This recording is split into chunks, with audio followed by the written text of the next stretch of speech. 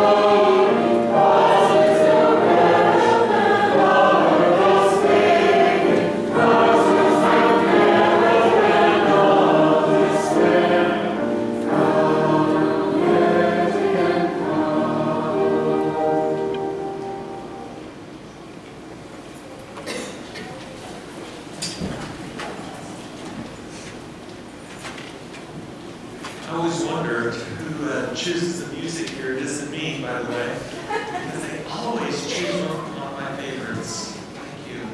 My name is Jan Vanderhooft. I'm on the Board of Trustees, and unfortunately today, I'm also taking the place of Judith Mayer, who is at a funeral of her aunt out of state. As we begin, I ask that you please place your electronic devices in worship mode. That not just means the sound, that means the visible distraction as well. I had a few problems this week with other people. Never in this group. I invite you to enjoy the chapel at the back of the sanctuary and note your joys and concerns there in the book there. Please feel free to share a joy or concern there. On August 1st, our new minister, our interim minister, will be here, and we'll be using that as helping get to know people. Children are always welcome in the sanctuary at all times during the service. If you would like to have us take care of your little ones during the service, we do have a nursery downstairs. We also broadcast the service on closed circuit TV downstairs in the social hall as well as the nursery. After the service, everyone is invited downstairs for coffee and snacks and excellent company. And yes, Brian, it is one of my favorite parts. In spite of your face last week, I found out. Okay? Anyway, finally, please note the announcements in your order of service, which include the many ways to participate in the life of this vibrant community. Just so you know, this is our summer service time, and we've been going through, not in order, but the 7 principles of Unitarian Universalism. The first one was the inherent worth and dignity of each individual, and that's where we discussed Mary Oliver. I'm telling you some of this so that maybe you'll feel like, oh, I really missed something. I better not miss anymore. That's my point. Last week, Brian Deming went with our 4th principle was the search for truth and meaning, and that's why I made slight reference to him there, maybe inappropriately. And today we are doing the 3rd principle, which is the idea of growth and learning. And I understand that Karen Perez is going to tell us about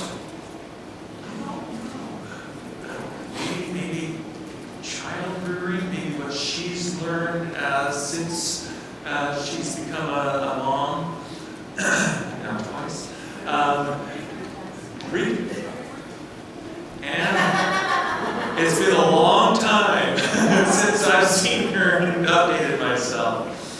So, and again, my name is Jan Vanderhoof, and I'm on the Board of Trustees here at South Valley.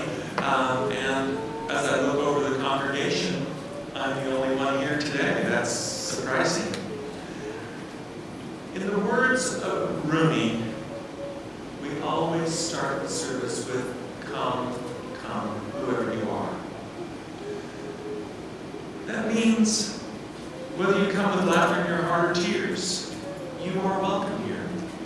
No matter where you've been, no matter where you're going, you are welcome here.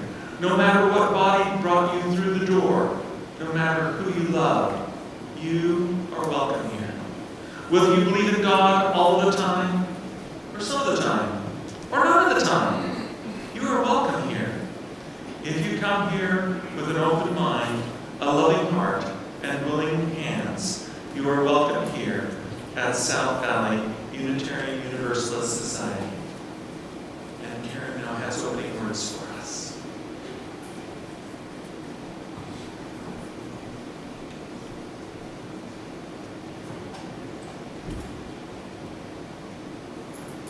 So I've been since I was like 16.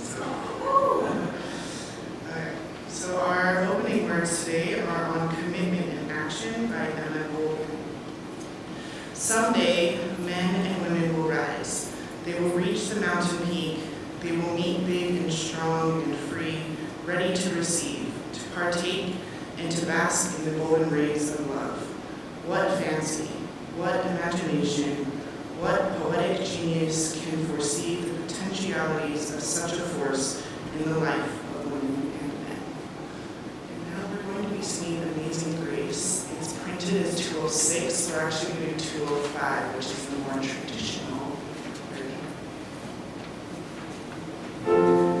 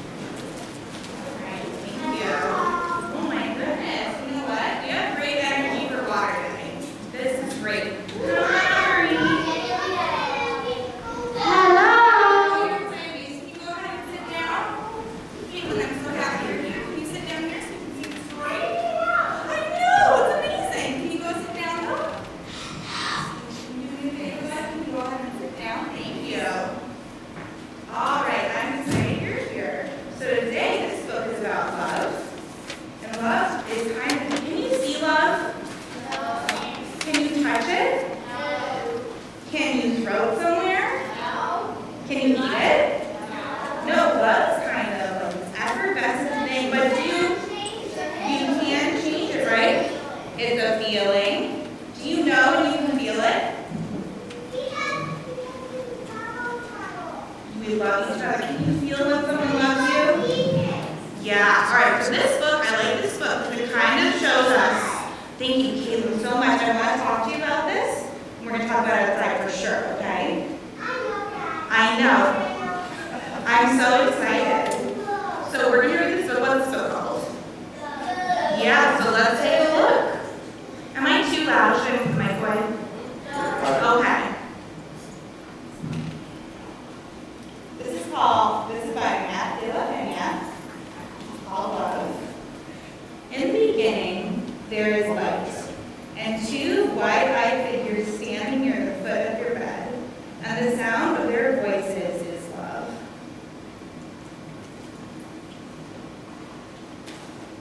A cab driver plays love softly on his radio when he bounds in back with the bumps of the city, and everything smells new. And it smells like life. Love, too, is the smell of crashing waves and a train whistling blindly in the distance. And each night, the sky above your trailer turns the cool color of love.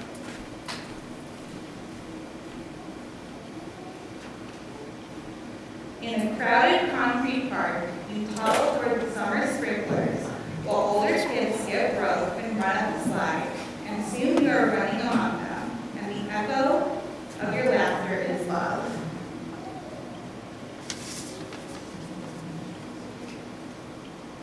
On the night the fire alarm blares, you're pulled from sleep and lifted into the street where quiet old ladies point into the sky. Stars shine long after they've blinked out, she tells you, and they shine. What they shine is love.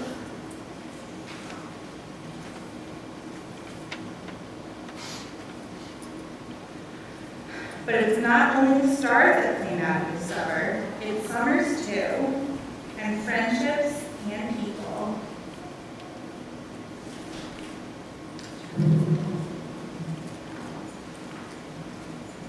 One day, find your family nervously huddled around the TV. But when you asked what happened, they answered silence and shift between you and the screen.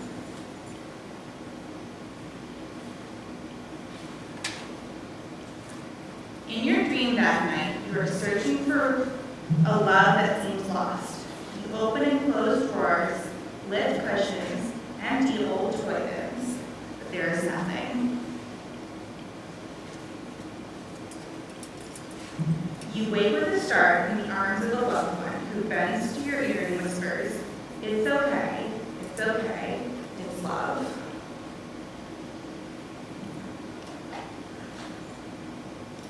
And in your time, you learn to recognize a love overlooked, a love that wakes at dawn and rides to work on the bus, a slice of burned toast that tastes like love. And it's love in each deep crease of your grandfather's face, as he loves himself to an overturned bucket of fish.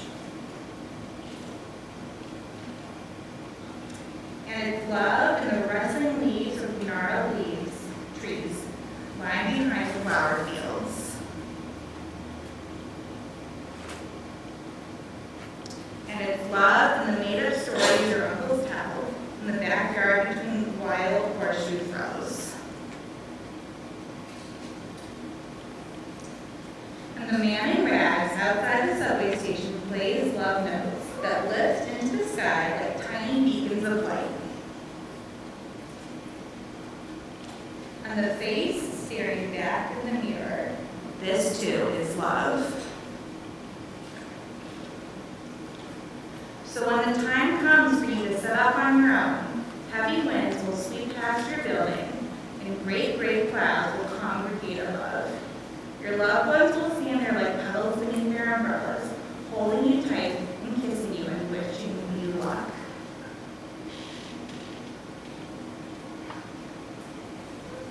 But it won't be luck you'll leave with. because you'll have love. You'll have love, love, love. Oh, wonderful. I want to say thank you for bringing this. So, I think this group is full of love right now. Because sometimes love is super energy that's just ready to pop, which is good news because we're doing water day today. So before we go, just checking in real quick, what we're going to do is if you're going into kindergarten or if you are going into 12th grade, anywhere in between, come out for water day. If a parent wants to come with, that's super great. You're invited as well. And if you are a parent and you have not talked to me and find your child in and said if you can give sunscreen or not, please meet you at the doors when we leave. And go ahead and find your child in. Parent or responsible adult who's here today. And then when the service is over, you can feel free to come meet us out front. Because I don't think we're going to corral in the back and soaking wet. So just come on out and meet us there. All right. Please come on up or leave. You can meet them at the back.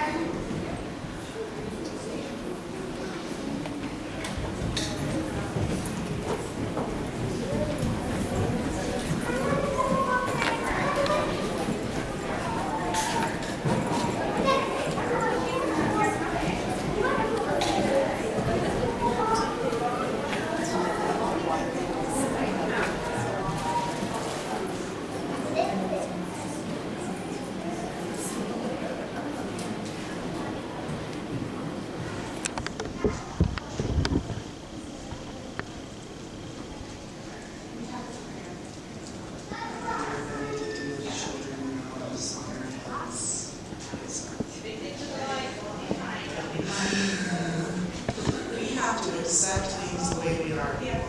Okay, and that's what we're learning today. Give them a second to clear out so we can do the prayer invitation, which is ironically the opening words, which I didn't know because my version is not by Rumi. It's by Melanie Morrill Esslinger, who is a member of the UUA.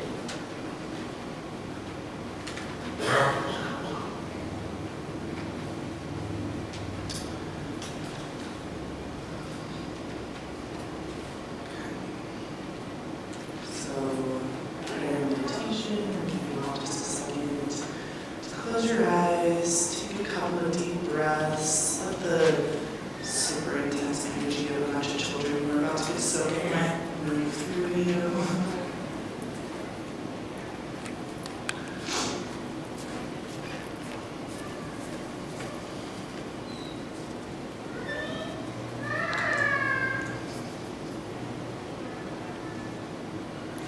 I'm going to ring the chime 3 times, and each time just try to listen for as long as you can. So that's the goal of today's meditation, is just how long can you hear the bell.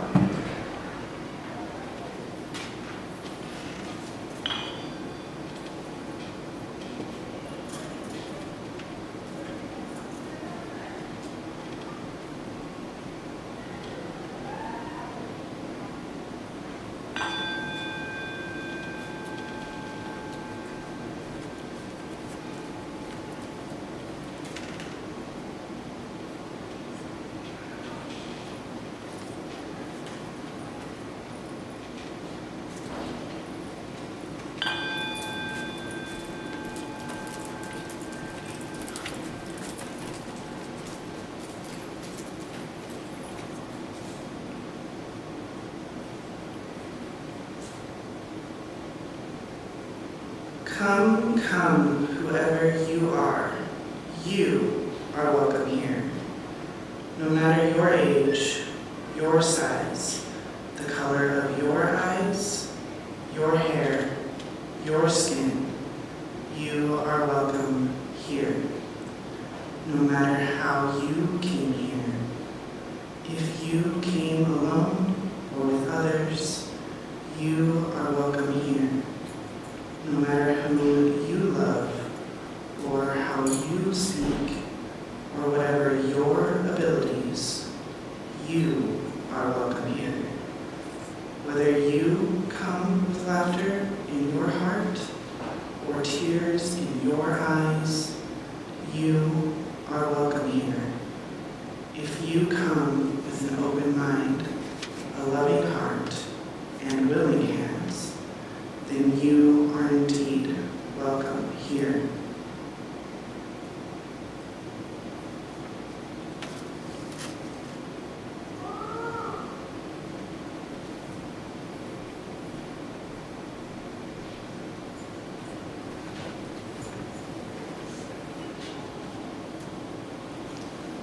It is our practice here at South Valley to split our worship service offerings with a charitable organization or program that aligns with our values and principles. For July and August, it will go to the In-Between. The mission of the In-Between is to end the tragedy of people dying on our streets by providing a supported, safe haven for those who have nowhere to go when they are facing a medical crisis. They adhere to the hospice philosophy of providing care for the whole person and are providing care for those who cannot get hospice or medical care simply because they lack housing. Will you join me in saying the words printed in the order of service for our offering? We are this church. We are its hands, its heart, its voice. Together we share the wealth of this community and sustain it with our gifts.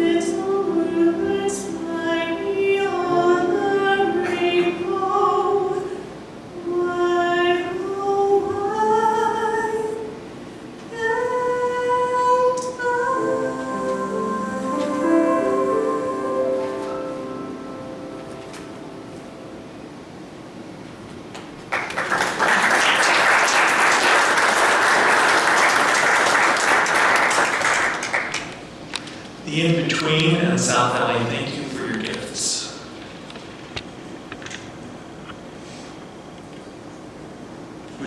please now open your hymnals to number 556, where we'll do a responsive reading by Ralph Waldo Emerson. 556.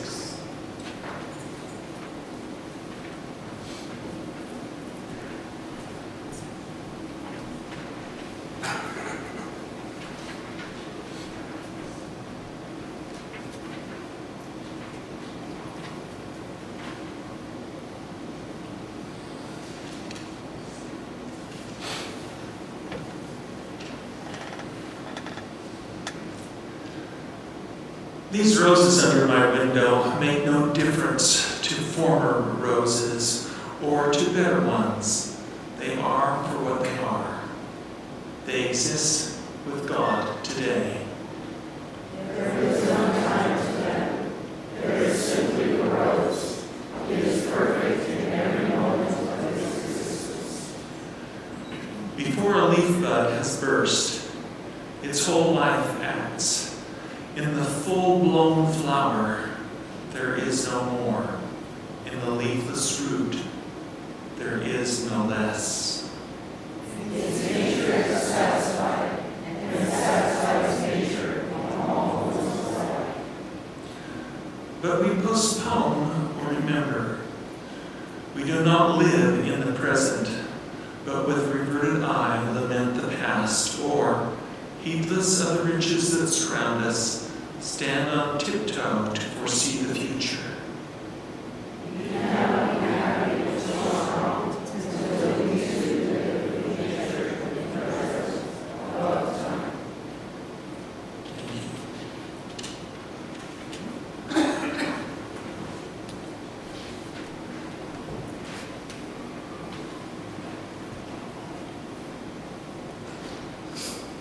So I picked those readings, everything, literally like a 20-minute meeting with my mom, and I'm listening like, oh yes, that was really good. Oh, that was me.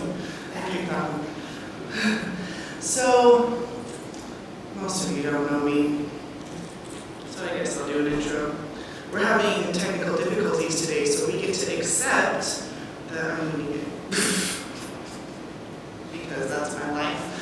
I'm Karen Terrace. I'm the daughter of David and Mary Norton. I have been in and out of South LA since I was 9, which was like 20 years ago.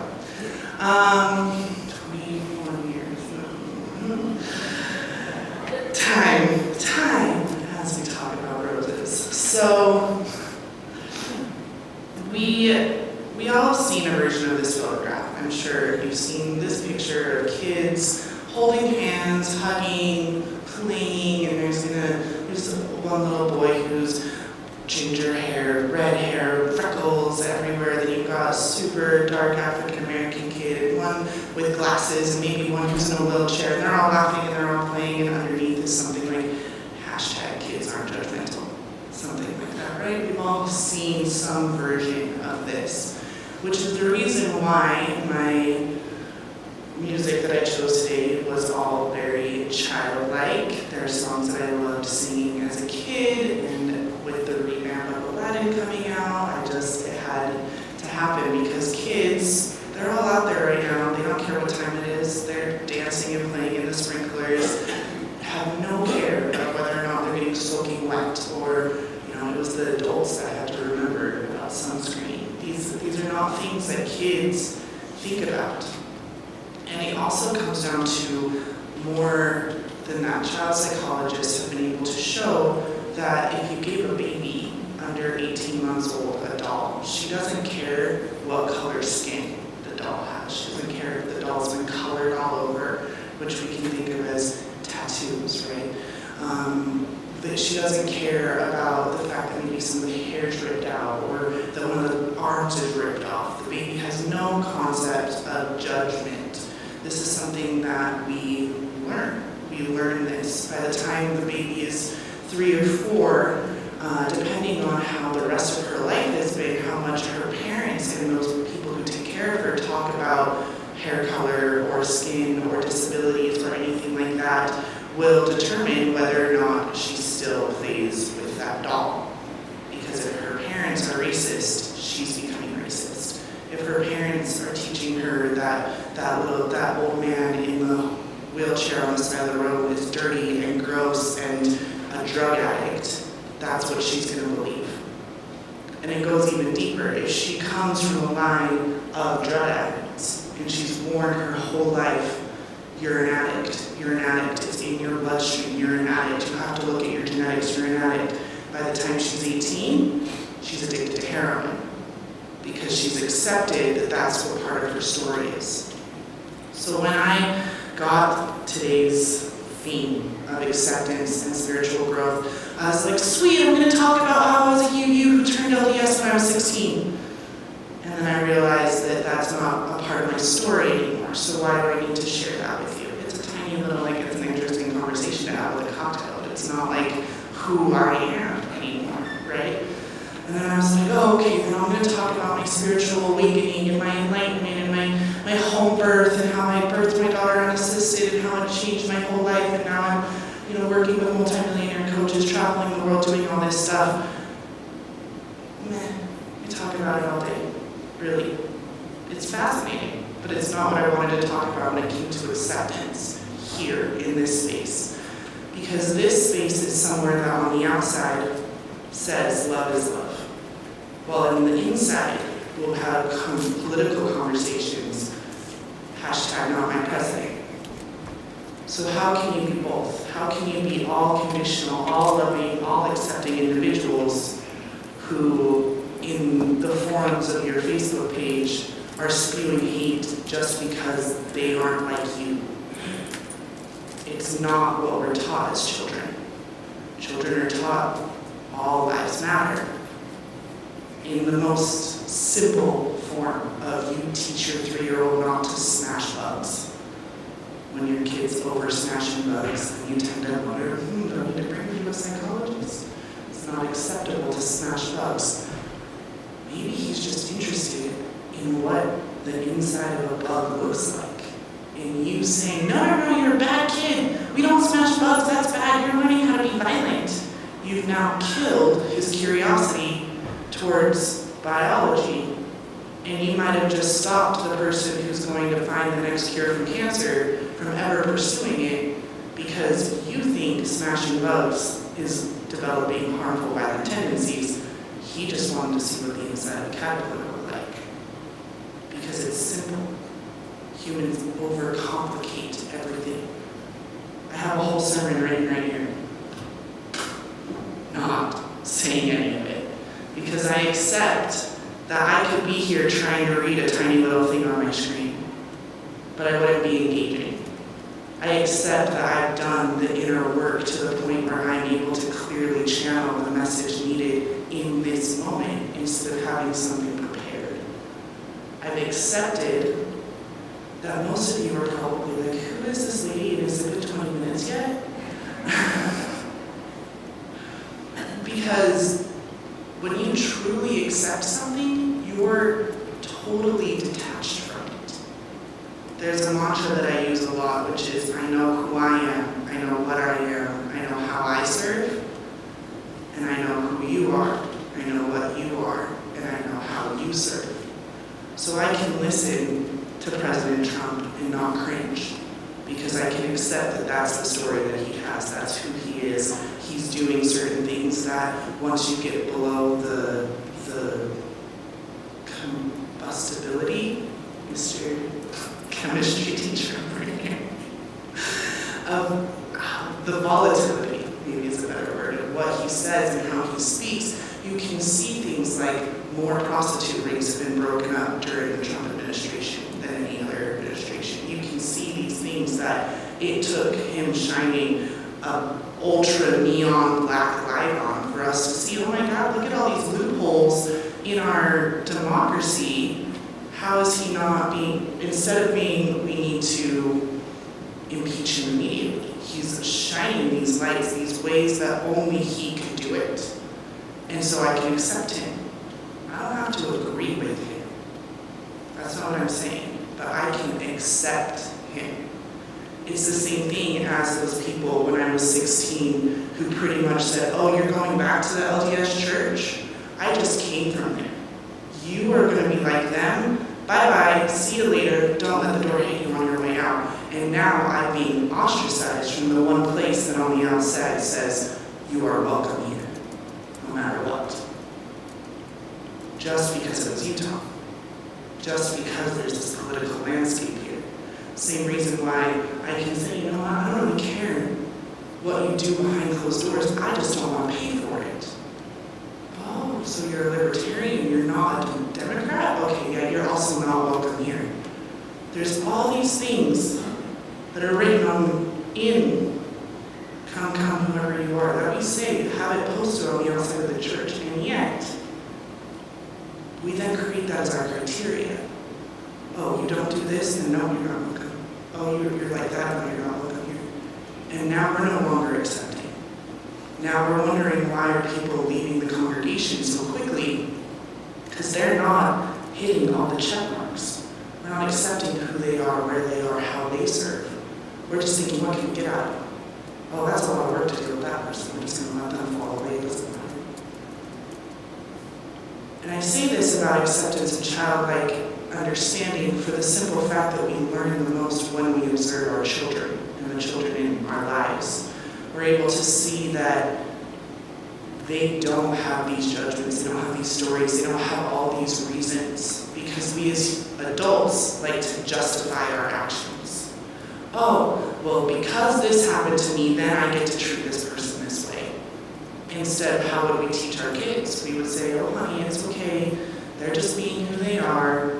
We don't teach our children the way that we teach ourselves. We change somewhere.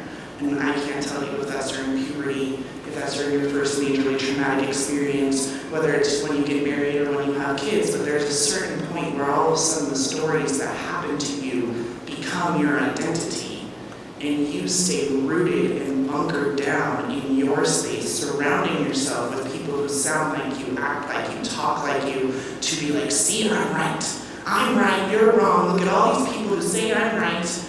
And yet, if you fly on the other side of the world, there's going to be some person who has every single one of those check marks, is not there, and they're going to have a group of people that are surrounding them saying, see, I'm right, see, you're wrong, look at us, we're right, you're wrong. That's like literally adults or children. It's so fascinating to me, but we do this. We have playground battles that just happen to be on social media or in the political arenas. And if we could all actually come to a table and accept, I am not prepared at all for this meeting, people, but let's see what's going to happen. And instead of everyone at the meeting being like, oh, she's not prepared, and shutting down immediately, we can say, okay, I accept you're not prepared. Let's still talk about this. Let's still have an open conversation. We don't need to keep our rigid boundaries thinking that there are standards, because they're not. Standards are ever changing based on the new information that you get. You get to decide, you get to check. Is this something that I actually resonate with or not? For example, I have a sermon written that I wrote yesterday. I've known about this since May. Literally, since May.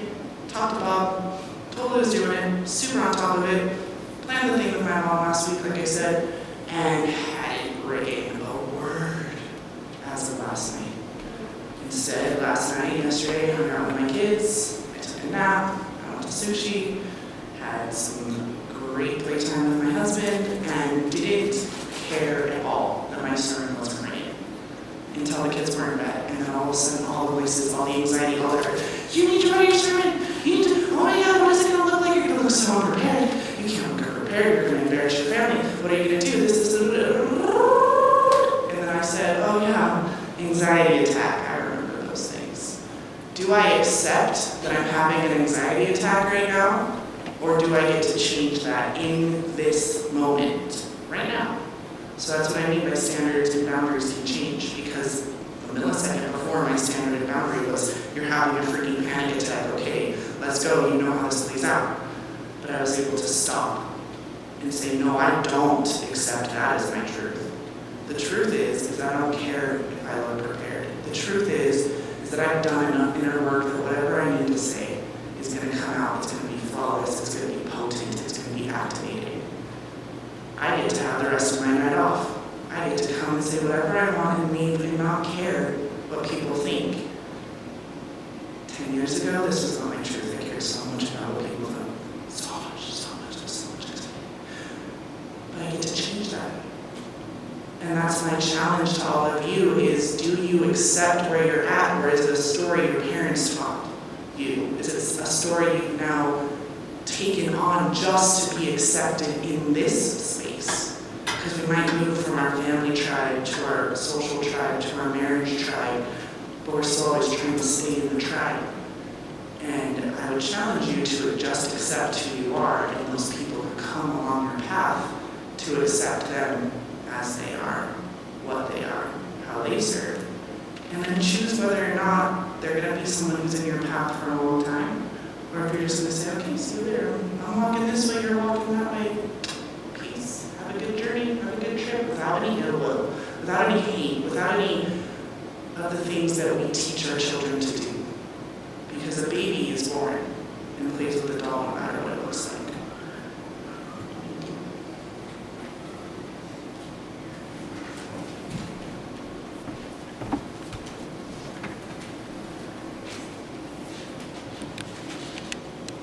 That same childlike spirit.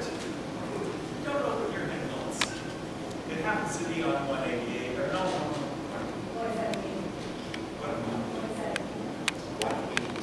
118. But we've sung this song before, but the actions make us feel childlike. Please rise in body or spirit as I show you what it is. This light of mine, I want you to think of the chalice and the flame there when you're doing that. And follow the motions that I do, okay? And then everywhere I go, and building up a world. And if you forget what's going on, do as I'm doing.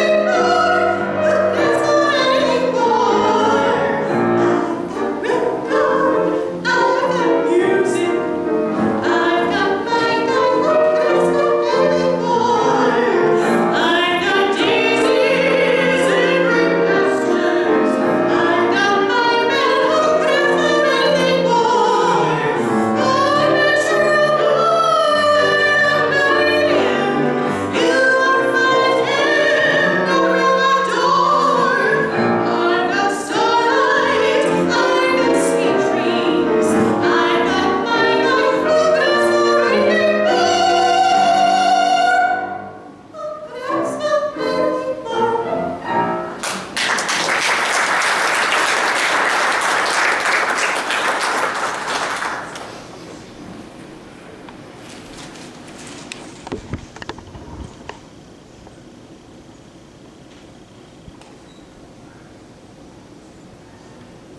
I did write down the name of the reading, the title. Number of the reading that I'm doing. Since I let Spirit guide me all the time, we are choosing something different. So this reading is For So the Children Come, which is 616. And it is technically a call and response.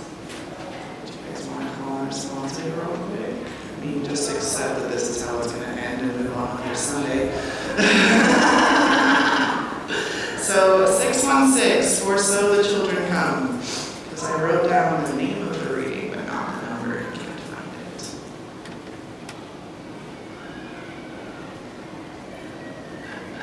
Okay. For so the children come, and so they have been coming. Always in the same way they come, born of the seed of man and woman. No angels herald their beginnings, no prophets predict their future courses. The wise men see the stars to show where to find the day of the saving humankind. Yet each night a child is born is a holy